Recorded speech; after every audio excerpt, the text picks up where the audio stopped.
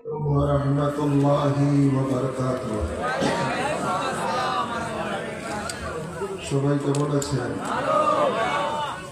ভালো রেখেছেন কে? আওয়াজ করে বলি কে? যে মহান আল্লাহ আমাদের হায়াতের মালিক, যিনি আমাদের মৌতের মালিক, যিনি কুল কায়নাতের মালিক, সে আল্লাহ আমাদেরকে ভালো রেখেছেন। এই জন্য উচ্চ আওয়াজে বলি আলহামদুলিল্লাহ। খুব অল্প সময় কিছু কথাবার্তা হবে, তারপর আপনাদের সকলকে নিয়ে আখিরি মুনাজাত হবে। মাহফিল কমিটি আপনাদের জন্য তবরুকের ব্যবস্থা করেছেন, তাই মাইকের আওয়াজ যারা শুনছেন অনুগ্রহ করে অতি দ্রুত জান্নাতের বাগানে এসে বসুন এবং খাস দোয়ার মাঝে অংশগ্রহণ করুন। আল্লাহ সকলকে আশার বসার তৌফিক দান করুন। আলহামদুলিল্লাহ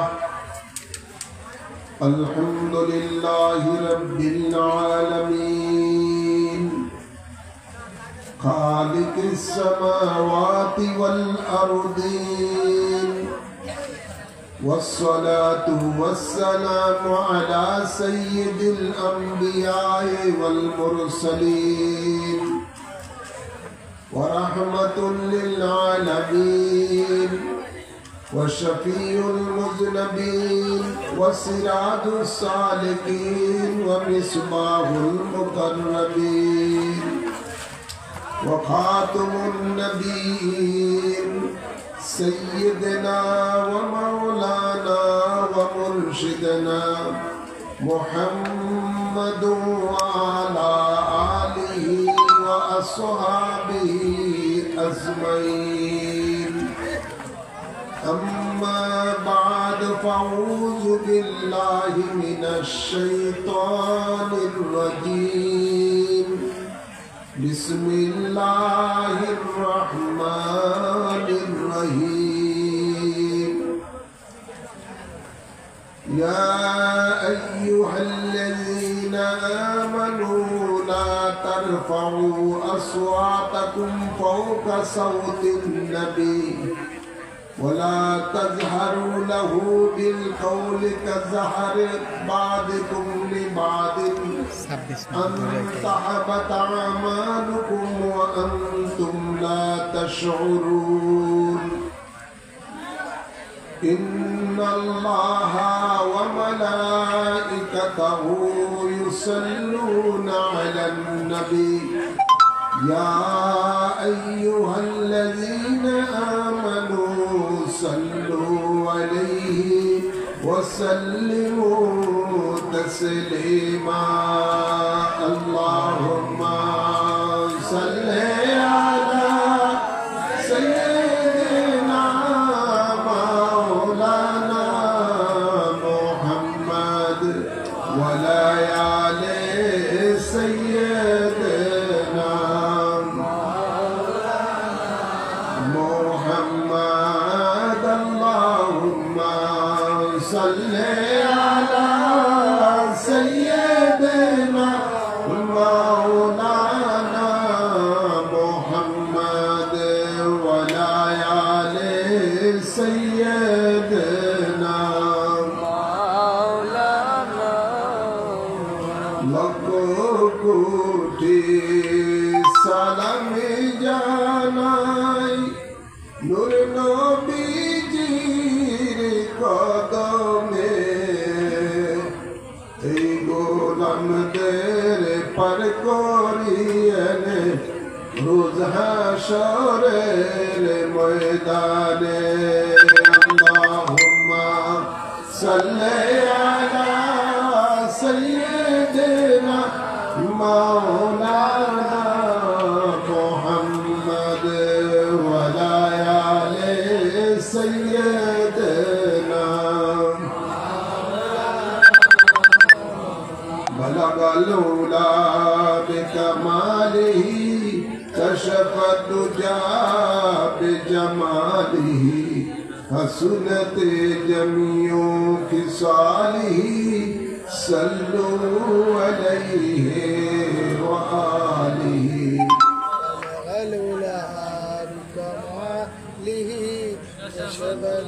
মহাপবিত্র ঈদ মিলাদুন নবী সাল্লাল্লাহু আলাইহি সাল্লাম উপলক্ষে মসজিদে নওয়ান আল-আস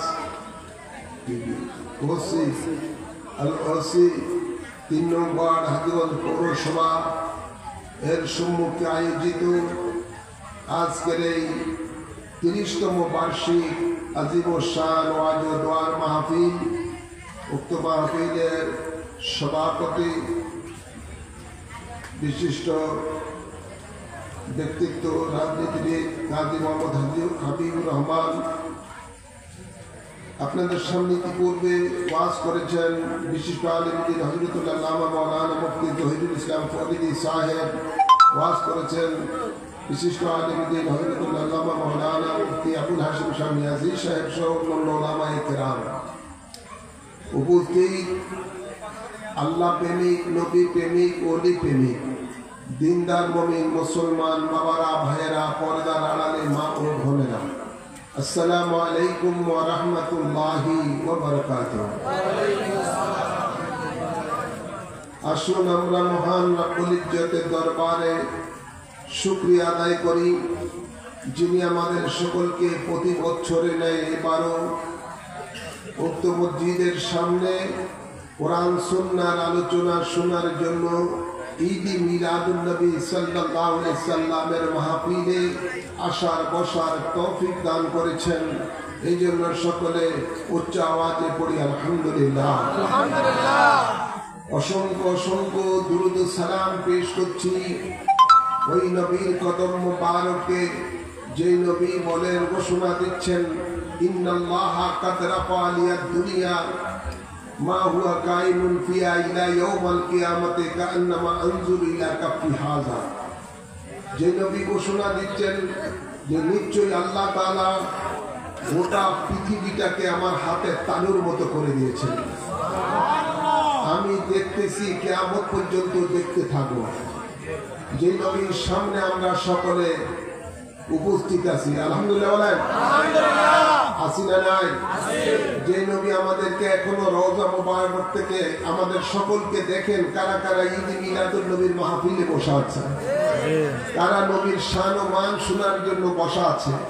দয়াল নবী সকলকে দেখেন, সকলের কথাও শুনেন, সুবহানাল্লাহ বলেন না?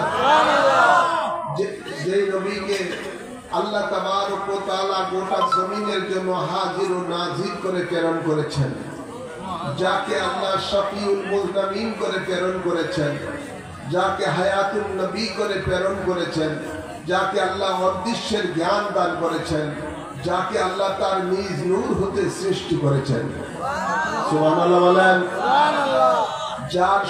যার সম্বন্ধে, যার সামনে কিভাবে মানুষেরা, ইমানদারেরা কথা বলবে, আল্লাহ স্বয়ং সেই আদবের কথা স্বয়ং নিজে কোরআনে পাকে ঘোষণা দিচ্ছেন, সুবহানাল্লাহ বলেন না?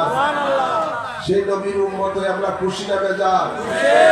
আরেকবার উচ্চ আওয়াজে বলি আলহামদুলিল্লাহ। সাথে সাথে আর অসংখ্য দুরূদ ও সালাম পেশ করছি আলে রাসূল পাকের কদম মোবারকে, আল্লাহুম্মা আমিন বলি। আল্লাহ তাবারক ওয়া তাআলা পবিত্র কালামে পাকে ঈমানদারকে লক্ষ্য করে বলেন, ইয়া আইয়ুহাল্লাযীনা আমানু, হে ঈমানদারগণ, লা তারফাউ আসওয়াতাকুম ফাওকা সাউতিন নবী, তোমাদের কথার আওয়াজ আমার নবীর আওয়াজের উঁচু করো না। নির্দেশকার আল্লাহ, লা তারফাউ আসওয়াতাকুম ফাওকা সাউতিন নবী, নবীর আওয়াজের উপরে যেন তোমাদের আওয়াজ উঁচু না হয়। নির্দেশকার আল্লাহ। আল্লাহর নির্দেশ যখন এসে যায় ইমানদারের উপরে, তখন ইমানদারের উপরে খরচ হয়ে যায় ওই নির্দেশ পালন করা। কথা বুঝছেন না? লা তারফাউ আসওয়াতাকুম ফাওকা সাউতিন নবী ওয়ালা তাজহারু লাহু বিল কওলি কাযাহরি বাদিকুম লিবাদি, তোমরা একে অপরকে যেভাবে ডাকো আমার নবীকে এভাবে ডাকবা না। নির্দেশকার আল্লাহ। আমরা যেমন একজন আরেকজনকে হে আব্দুল করিম, হে আব্দুল রহিম ইত্যাদি ইত্যাদি বলে ডাকি, নাম ধরে ডাকি, বা আমরা একজন আরেকজনকে দুনিয়ার মধ্যে অনেক রকমের লকব দেই। অনেক সময় দেখা যায় বিশেষ একটা রাজনীতি দল, মানে রাজনীতি দল, ইসলামী দল, এদের স্লোগান হলো আমার নেতা তোমার নেতা বিশ্ব নবী মোস্তফা। এই ধরনের স্লোগান আছে না নাই?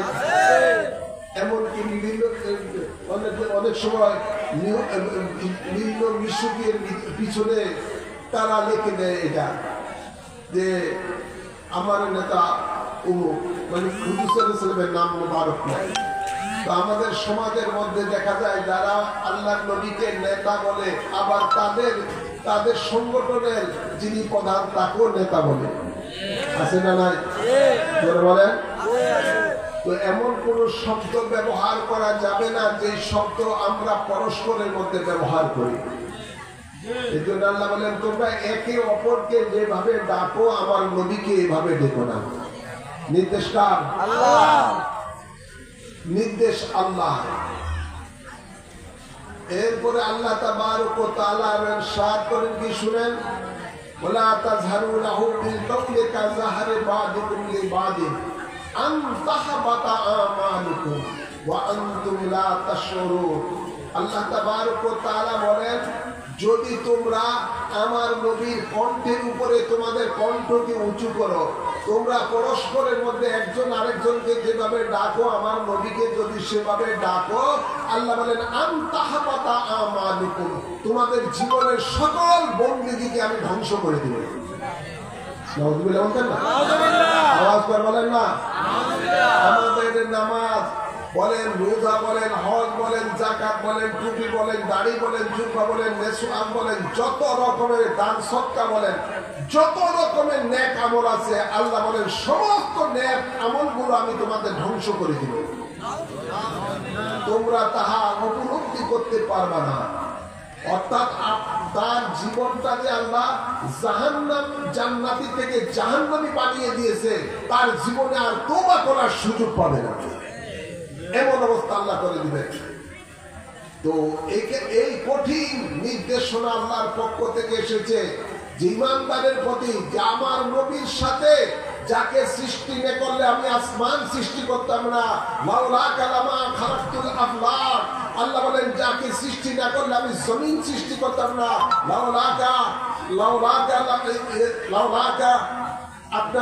লাউলাকা আজহারাতুল রুবুবিয়্যা, বলতো আপনাকে যদি সৃষ্টি না করতাম আমি খোদাইত্ব প্রকাশ করতাম না, আমি এই জমিনগুলি সৃষ্টি করতাম না। অর্থাৎ যার সৌজন্যে আল্লাহ কুল কায়নাতকে সৃষ্টি করেছেন সেই নবী তার হাবিবের শানে কেউ যদি চুল পরিমাণ বেয়াদবি করে, আল্লাহ বলেন তার জীবনের সকল বন্দেগীকে আমি ধ্বংস করে দেব। নাউযুবিল্লাহ বলেন। যেমন খেয়াল করুন, আল্লাহর নবীর দরবারে যখন মুসলমানেরা আসতো, আল্লাহ নবী তাদের কাছে যখন বিভিন্ন উপদেশমূলক কথাবার্তা বলতেন, তখন তারা যদি নবীর কোনো কথা না বুঝতেন, তখন আল্লাহ নবীকে বলতেন রাইনা ইয়া রাসূলুল্লাহ, আপনার কথাটা আবার বর্ণনা করুন।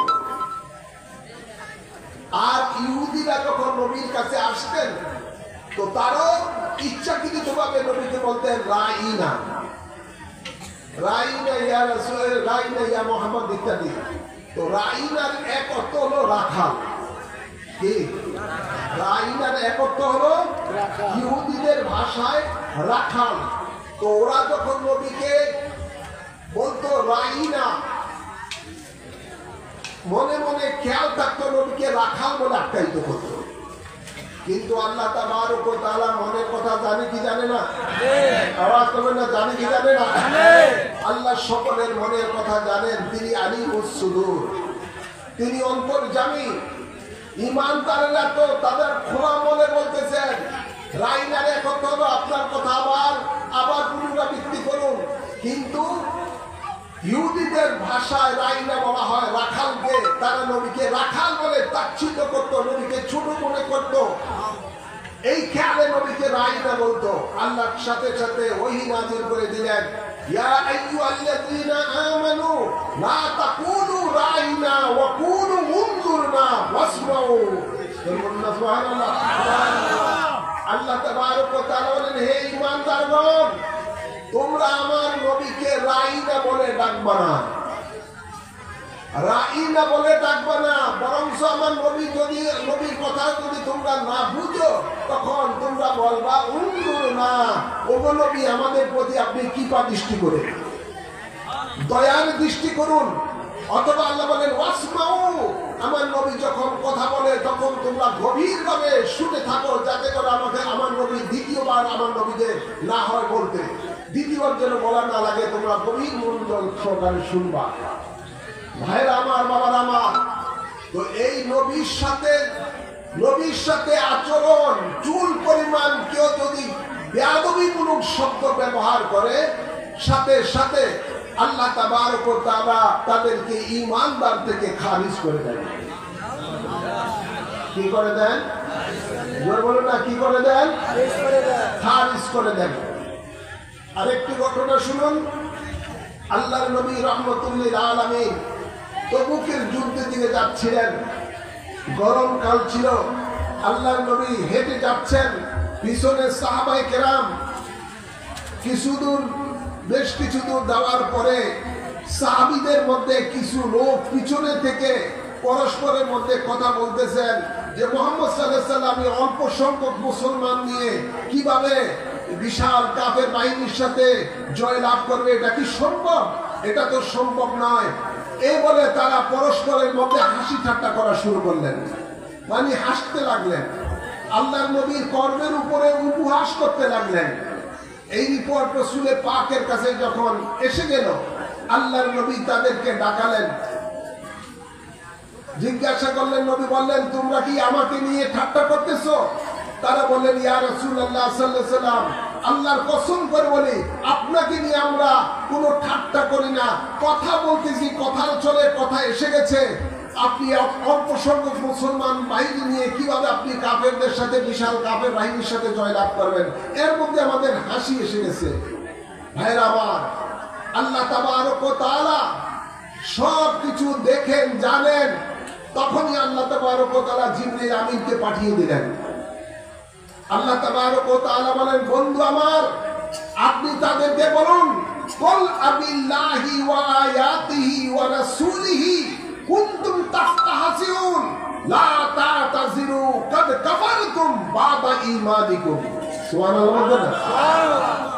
আল্লাহ বলেন, বন্ধু আপনি বলুন, কুল, ওগো রাসূল আপনি বলুন তাদেরকে, যারা আপনার কর্মের সাথে ঠাট্টা করতেছে, তাদেরকে বলুন, তোমরা কি আল্লাহর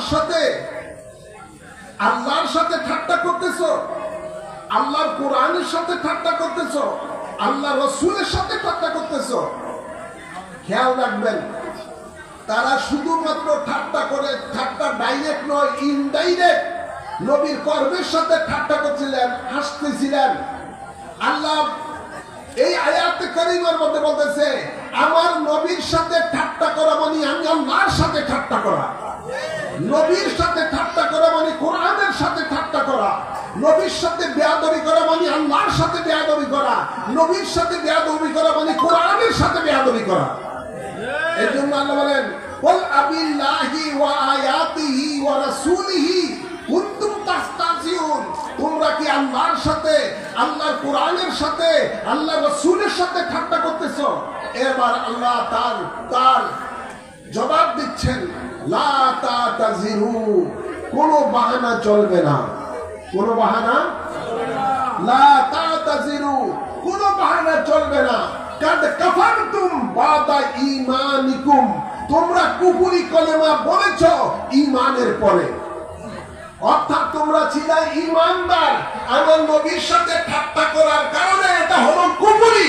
সুতরাং নবীর সাথে কেউ যদি বেয়াদবি করে, ডাইরেক্ট অথবা ইনডাইরেক্ট, আল্লাহ ফতোয়া দিচ্ছেন, কিয়ামত পর্যন্ত এই ফতোয়া জারি আছে, আল্লাহ ফতোয়া দিচ্ছেন সে কাফের। কি হয়ে যাবে? জোরে বলেন। এখানে কোনো মুফতি, দুনিয়ার কোনো মুফতি ফতোয়া দেয় না, স্বয়ং আল্লাহ নিজে ফতোয়া দিচ্ছেন। ভাইরা আমার, আমরা অনেক সময় দেখি অনেক ওয়াহাবি, খারিজি, জামাতি মৌলবীরা ফেসবুকের মধ্যে দেখা যায়, বিভিন্ন তাদের বক্তব্যের মধ্যে দেখা যায় নবীর সাথে বেয়াদবি করে। আছে না নাই? জোরে বলুন, আছে না নাই? নবীর ঈদ মিলাদুন নবীর সাথে বেয়াদবি করে। আছে না? নবীর ঈদ মিলাদুন নবী সম্বন্ধে তারা তাচ্ছিল্য করে কথা বলে, বিভিন্ন ধরনের নবীর শান মানে আঘাত করে কথা বলে। কিন্তু দুঃখজনক হলো সত্য, আমাদের সমাজের মানুষেরা ওদেরকে তারপরও বড় বুজুর্গ মনে করে, তাদেরকে বলে এরা জিন্দাউলি।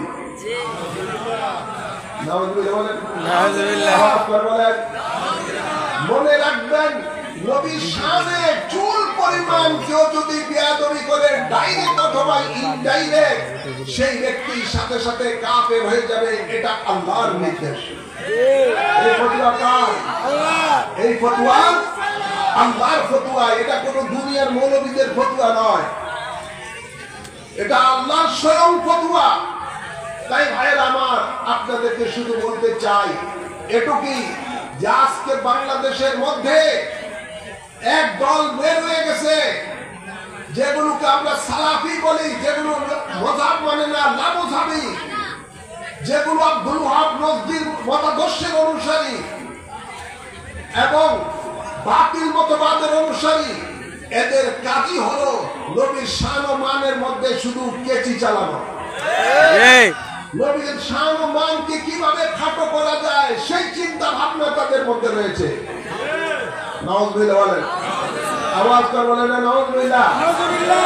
মনে রাখবেন, নবীর শানে কেউ যদি বেয়াদবি করে, তার নামাজ, রোজা, হজ, যাকাত, টুপি, দাড়ি, জুব্বা, কাব্বা কোনো কিছুই কাজে আসবে না।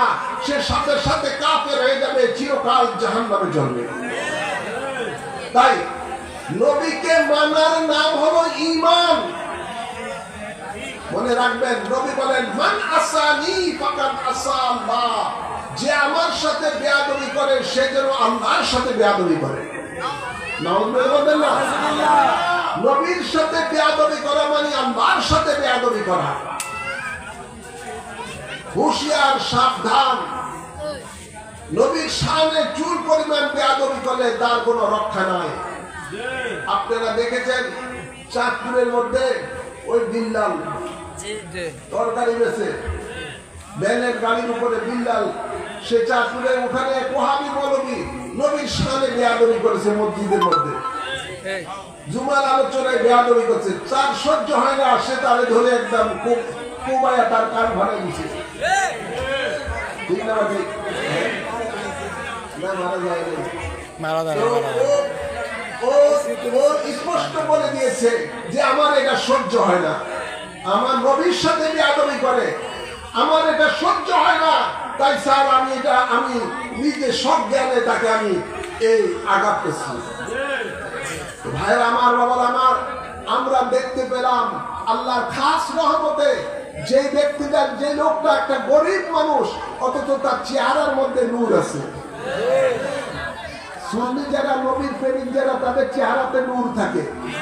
আর সেই মৌলবীরে কোপাইছে, সেই মৌলবী যদিও আলেম হয়, তার চেহারার মধ্যে নূর নাই, চেহারার মধ্যে নূর নাই।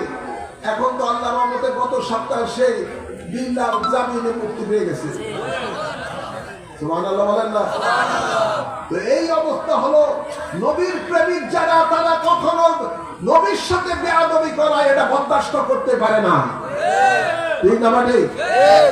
আমরা একটা জিনিস খেয়াল রাখবেন, আমাদের সাথে যদি বাতিলেরা আমাদের যদি সম্পদ লুটপাট করে নেয়, আমাদের আফসোস নাই। আমাদের উপরে আঘাত করে, আমাদের আফসোস নাই। আমাদের পরিবারের উপরে যদি আঘাত করে, আমাদের আফসোস নাই। কিন্তু দয়াল নবীর সামনে যদি বেয়াদবি করে, কখনো ঈমানদার বরদাস্ত করতে পারে না। সে যেই কোনো লোক হোক না কেন, যেই কোনো লোক হোক না কেন, তাকে কখনো মানা যাবে না। আপনাদেরকে এটুকুই বলবো, আজকে সমাজের মধ্যে যা চলছে, শুধু নবীর শানে বেয়াদবি, নবীর শানে বেয়াদবি। তো আপনাদেরকে বলবো, এইটুকু বলতে চাই, ওরা যখনই ঈদ মিলাদুন নবীর মাস আসে তখনই ওই দুশমনের রাসূলদের মধ্যে এগুলো ওই কাতি মাসের কুত্তার মতো পাগল হয়ে যায়। নবীর শানে মিলাদুন নবীর বিরুদ্ধে সমানে বক্তব্য দিতে থাকে। দুই ঈদ ছাড়া ঈদ নাই এমন বক্তব্য দিচ্ছে কি দেয় নাই? মিলাদুন নবী এটা বেদাত, এটা জায়েজ নাই, ইত্যাদি ইত্যাদি। তাই আপনাদের সকলকে বলবো, দুশমনের রাসূলদের কথায় কান দিবেন না, দুশমনের রাসূলদের কথায় কান দেওয়া যাবে না। নবীর শানে যত রকমের অনুষ্ঠান আছে সব ধরনের অনুষ্ঠান করা 100% জায়েজ ইবাদত। আল্লাহ বলেন ওয়াতুআজ্জিরুহু ওয়াতুওয়াক্কিরুহু ওয়াতুসাব্বিহুহু বুকরাতাও ওয়া আসীলা। আমার নবীকে তোমরা তাজিম করো, যত রকমের তাজিম আছে সব ধরনের সম্মান আমার নবীকে করো। নির্দেশকার আল্লাহ, নির্দেশকার আল্লাহ। নবীকে আল্লাহর পরে যার মর্যাদার স্থান, তিনি হলেন আমাদের দয়াল নবী, তিনি হলেন আমাদের দয়াল নবী, যার মর্যাদা আল্লাহ স্বয়ং কোরআনে বলতেছেন ওয়ালা ফানা লাকা যিকরা। বন্ধু, আপনার মর্যাদাকে আমি বৃদ্ধি করে দিয়েছি। যেখানে আল্লাহ বৃদ্ধি করছেন তার হাবিবের শানমান, এই তথাকথিত মৌলবীরা যদি সেই নবীর শান কমাতে চায়, কমাতে পারবে? জোর বলুন না, কি কমাতে পারবে? কখনো কমাতে পারবে না। তাই আপনাদের সকলকে বলবো, যেই সমস্ত দলের নেতারা যা তাদের আকীদা মৌলবীদের নবীর শানে বেয়াদবি, এদের সংগঠন করা হারাম, এদের সংগঠন করা হারাম। বলেন, এদের সংগঠন করা হারাম না। টাকা লোভে আবার আরাম হয়ে যায়। এই খাটনা গ্রামের মধ্যে শুনছি বলে ঘরে ঘরে টাকা দিতেছে, এটা সেটা অনেক কিছু দিতেছে। খবরদার, সাবধান। যেই দলের প্রতিষ্ঠাতা নেতা বলে নবী মানবীয় দুর্বলতা থেকে মুক্ত নয়, অর্থাৎ নবী পাপী ছিলেন, যে সংগঠনের নেতা তাদের বইয়ের মধ্যে রেখে যে নবী পথভ্রষ্ট ছিল, অতঃপর আল্লাহ তাকে হেদায়েত দান করছেন, স্বীকার করবেন না? নাউযুবিল্লাহ। যেই দলের প্রতিষ্ঠাতা বলে নবী অপরের কল্যাণ তো দূরের কথা, নিজের কল্যাণ করতে অক্ষম, নাউযুবিল্লাহ বলেন না? যাদের আকীদা হলো নবী মরে মাটির সাথে মিশে গেছে, যেই দলের মৌলবীদের আকীদা হলো নবী আলিফ বেতেছ জানতো না, তিনি মূর্খ ছিলেন, স্বীকার করলেন না? নাউযুবিল্লাহ। এই ধরনের অসংখ্য কুফরি মতবাদ যে দলের নেতাদের মধ্যে রয়েছে, আবার সেই দলের মধ্যে আপনারা কিভাবে ফরমের মধ্যে নাম দেখান? মরণের ভয় নাই? মরণ আছে না নাই? জোরে বলেন না। আরে মরার পরে তো কবরে গেলেই সর্বপ্রথম দয়াল নবীকে দেখানো হবে। বঙ্কির মকির বলে, উনিকে ওনার সম্বন্ধে তোমার কি ধারণা ছিল দুনিয়াতে বলো? তো দুনিয়াতে ওনার সম্বন্ধে আপনার যে ধারণা থাকবে ওটাই আপনি কবরে বলবেন। একটু চিন্তা করুন, সামান্য টাকার বিনিময়ে ঈমান বিক্রি করবেন না। কিয়ামতের দিবসে আল্লাহ কোরআনে বলেন ইয়াওমা নাদউ কুল্লা উনাসিন বিইমামিহিম। আল্লাহ বলেন আমি তোমাদের ইমাম সহকারে ডাকবো। তোমার নেতা যারা দুনিয়াতে যেই নেতার পিছনে তুমি ঘুরছো, সেই নেতার সহকারে তোমাকে আমি কিয়ামতের দিবসে আমার আদালতে ডাকবো। তো নেতা দিয়া না, নেতা যেখানে কর্মীও সেখানে। নেতা যাবে নবীর সাথে বেয়াদবি করে জাহান্নামে, কর্মীও লগে লগে যাবে জাহান্নামে। কথা বলছেন না? তাই সাবধান আপনাদেরকে করতেছি এটাই যে আজকে ইমানের উপরে ডাকাতি চলতেছে। এই ডাকাতিটা ভয়ঙ্কর ডাকাতি, উপরে একেবারে মধুর লেভেল, ভিতরে বিষ, ভিতরে দয়াল নবী 1500 বছর পূর্বে ঘোষণা দিয়েছেন প্রত্যেক নবীর উম্মতের পক্ষ থেকে, প্রত্যেক নবীর উম্মতের জন্য আল্লাহর পক্ষ থেকে একটা ঈমানি পরীক্ষা হয়ে থাকে। নবী বলেন তদ্রূপ আমার উম্মতের উপর, আমার উম্মতের জন্য ঈমানি পরীক্ষা হবে। সেই পরীক্ষাটা হলো, আল্লাহ নবী বলেন আমার উম্মতের ঈমানি পরীক্ষা হলো তারা অর্থের লোভে তারা ঈমান বিক্রি করে ফেলবে। আজকে দেখেন অর্থের কারণেই মানুষ বেঈমান হয়ে যায়, অর্থের লোভে মানুষ জাহান্নামের মধ্যে চলে যায়। একটু চিন্তা করে না যে সে কোন দিকে যাচ্ছে। একজন ঈমানদারের কাছে যখন ঈমানের সামনে দেশের প্রশ্ন এসে যাবে, দেশ ছেড়ে হিজরত করে চলে যাবে, তারপরে ঈমান বিক্রি করবে না। একজন ঈমানদারের সামনে যখন সন্তানের প্রশ্ন এসে যাবে, সন্তান ছেড়ে দিবে, ঈমান ছাড়বে না। একজন ঈমানদারের সামনে যখন মা বাপের প্রশ্ন এসে যাবে, মা বাপ ছেড়ে দিবে, ঈমান ছাড়বে না। একজন ঈমানদারের সামনে যখন স্ত্রী প্রশ্ন এসে যাবে, ঈমানের সামনে স্ত্রী ছেড়ে দেবে, ছেড়ে দিবে, ঈমান ছাড়বে না। একজন ঈমানদারের সামনে যখন অর্থ ব্যবসা বাণিজ্য যদি প্রশ্ন এসে যায়, ব্যবসা বাণিজ্য ছেড়ে দিবে, ঈমান ছাড়বে না। একজন ঈমানদারের সামনে যখন জানের প্রশ্ন এসে যাবে, জান কুরবানি দিয়ে দিবে, ঈমান দিবে না। এই ধরনের মজবুত ঈমানদার হওয়া দরকার আছে না নাই? এই দুনিয়া আমাদের জন্য ক্ষণিকের জিন্দগি। ये दुनिया मुसाफिर खाना आज जाना कल जाना। এই দুনিয়ার জিন্দেগিটা একটা মুসাফিরের জীবন। আজ এসেছি কাল চলে যাব। কিয়ামতের জিন্দেগির একটা সেকেন্ড সময় না দুনিয়ার জিন্দেগি। সুতরাং আপনাদের সকলকে বলবো এটাকেই, দুনিয়াকে আপনারা চিরস্থায়ী স্থান মনে করবেন না। এটা একটা ক্ষণস্থায়ী জীবন।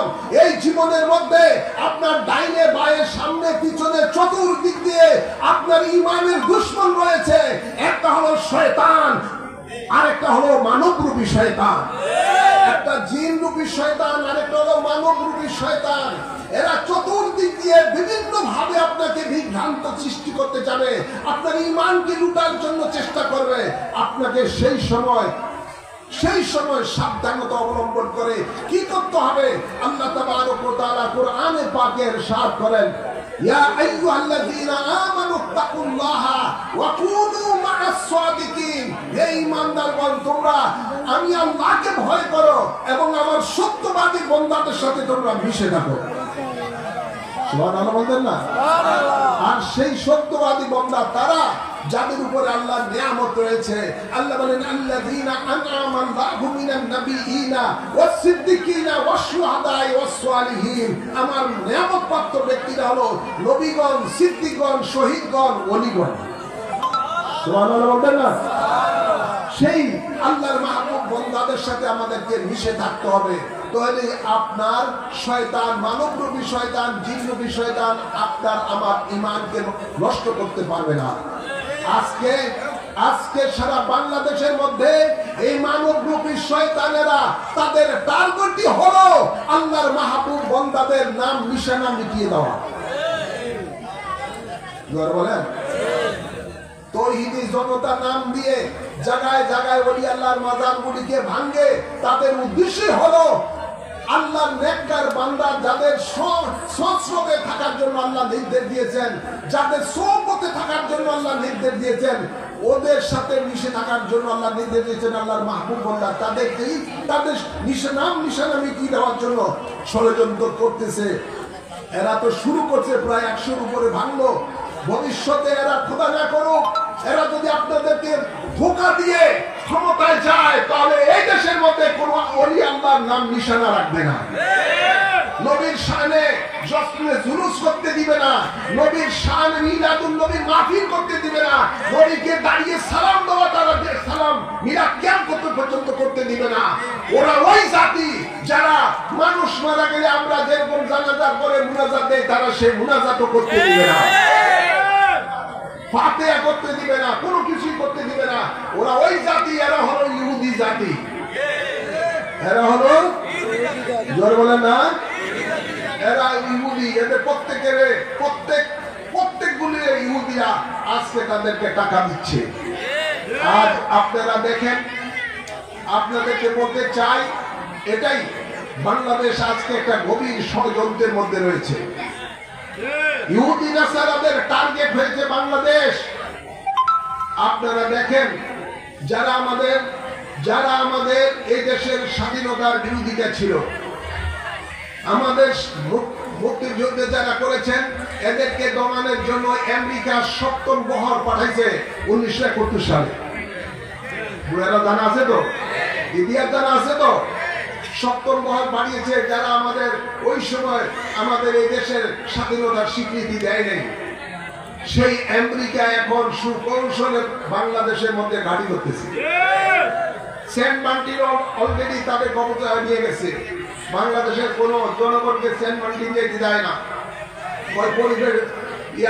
পরিবেশ দূষণ হয়, একটা অজুহাত দিয়ে সেখানে তারা ঘাঁটি করতেছে। এবার কিছুদিন দেখলাম তো, যেটা কোনো সময় হয় নাই, এবার তারা সেই পার্বত্য চট্টগ্রাম সেটার মধ্যে দখল করতেছে, কক্সবাজার দিচ্ছে, এবং বিশেষ করে বাংলাদেশের চট্টগ্রামের পোর্টের মধ্যে হেলিকপ্টার তারা বিমান নিয়ে নৌবাহিনী সহ বিমান বাহিনী সহ তারা অলরেডি বেশ কিছু সোলজার বাংলাদেশে চলে আসছে। কেউ প্রতিবাদ করে নাই। মনে রাখবেন, এই আমেরিকা যে মুসলিম কান্ট্রির মধ্যে ঢুকছে, ওই দেশটাকে শেষ করে দিছে। পৃথিবীর মধ্যে ১ নম্বর মুসলমানের দুশ্মন হলো